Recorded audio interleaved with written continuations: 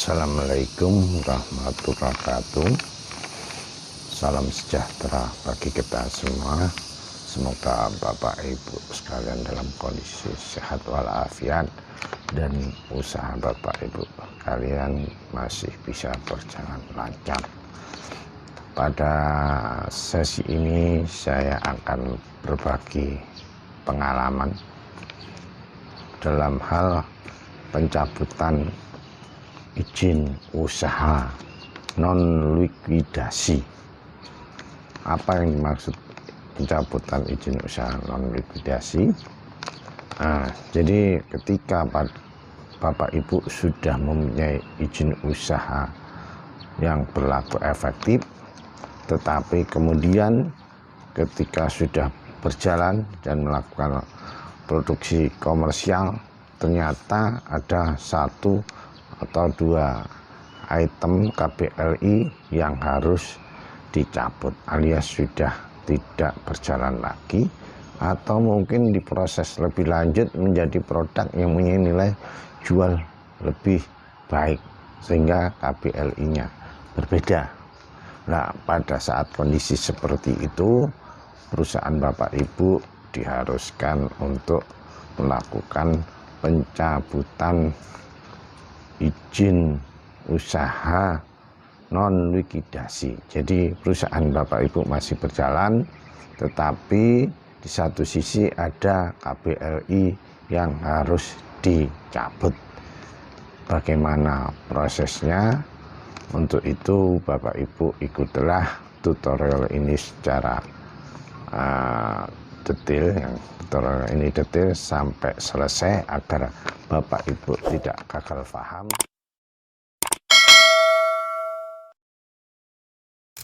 Bapak Ibu sudah melakukan kegiatan produksi komersial, sudah mendapatkan NIB dan sudah mendapatkan izin usaha komersil, maka perusahaan Bapak Ibu diwajibkan untuk melakukan pelaporan LKPM. Kemudian Bapak Ibu juga wajib membayar pajak atas dasar beban yang dilakukan oleh pajak kepada perusahaan Bapak Ibu. Nah, bagaimana kalau dalam kondisi ini setelah jalan ternyata dari misalkan ada 4 KBLI yang sudah dipunyai Bapak Ibu, ternyata satu tidak jalan, artinya harus berhenti permanen.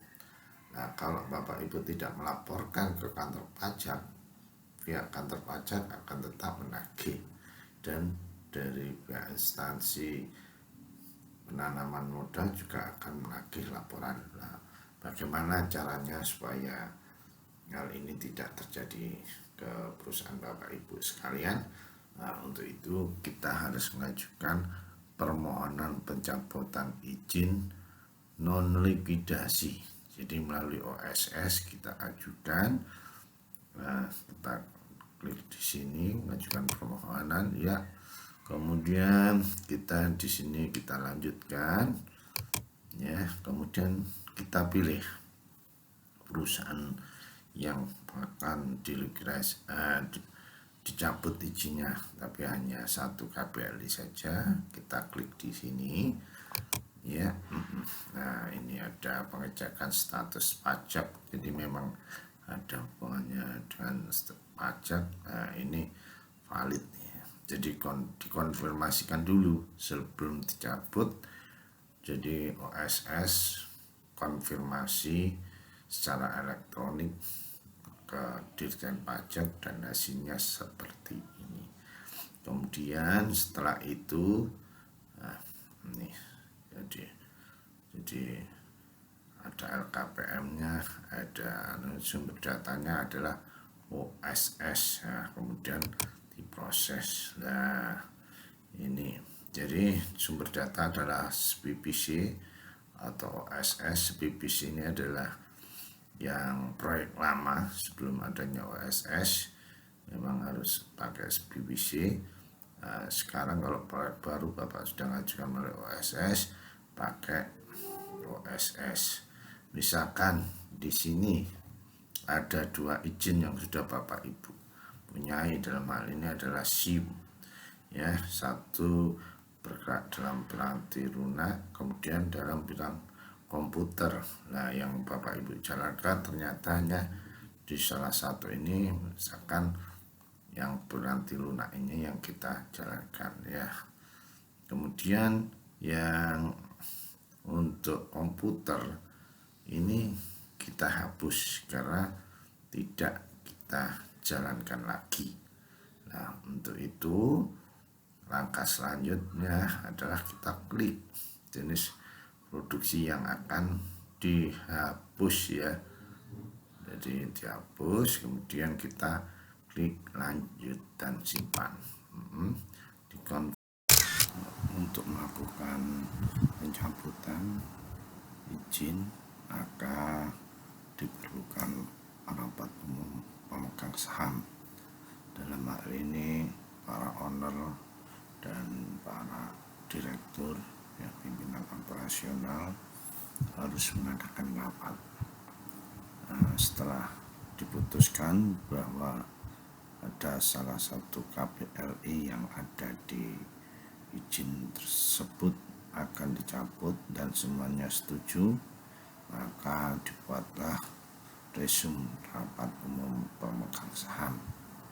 Kemudian hasil rapat itu dibawa ke notaris ya, jadi nanti dibuatkan sebelum dibuatkan akta grupnya, kemudian datanya ini diunggah, jadi filenya harus diunggah. Rapat umum pemegang saham yang sudah disetujui dan diregistrasi oleh notaris maka harus diunggah ke OSS sebagai bahan untuk verifikasi ya. Selanjutnya setelah dibuat rapat maka data RUP dimasukkan, nomor, tanggal ya. Jadi kalau ini sudah diunggah, ini sudah terlihat di sini nama notarisnya siapa yang membuat itu, alamat ya, nomor telepon, kemudian nama pemohon ini adalah pimpinan operasional dan ini adalah direktur dari perusahaan yang mengajukan pencabutan izin ya.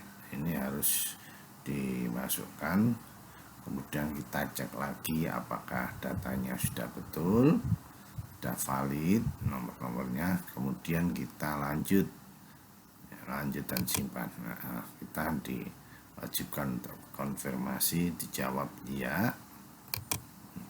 Kemudian di sini kita sudah pada tahap draft persetujuan. Setelah data pemohon dilengkapi dan aktenya diunggah, kemudian kita bisa melihat preview cetakan. Jadi dalam hal ini sudah muncul preview cetakan sebelum disetujui oleh BKPM.